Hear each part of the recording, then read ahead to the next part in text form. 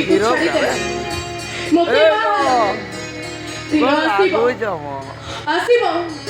ତବେ ତମ ଗୁଣବତୀ ସ୍ତ୍ରୀକୁ ଗ୍ରହଣ କରିବ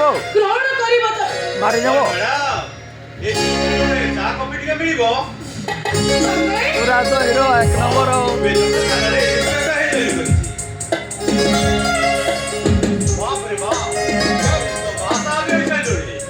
ହେଲେ ତମେ ନା ମୋର ଗୋଟେ ଏକ ଥିଲା ତ ତମେ ଚାକିରି କରିବି ବାହାଘର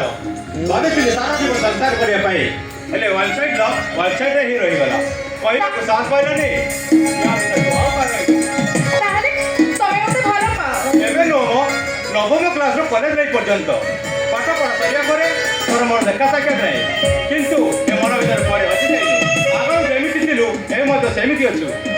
ଭଲ ତମେ ଠିକ ସମୟରେ ଚାଲି ଆସିଛ ଆସ ଭିତରକୁ ଆସ अरे बाबा तो मिस्टर बोधे घरे नाती से जानिले खराब है जे ନା ସେ ବହୁତ ଭଲ ଲୋକ ସେ ଜମା ଖରାପ ଭାବିବେନି ତମେ ଆସ କିଛି ହବନି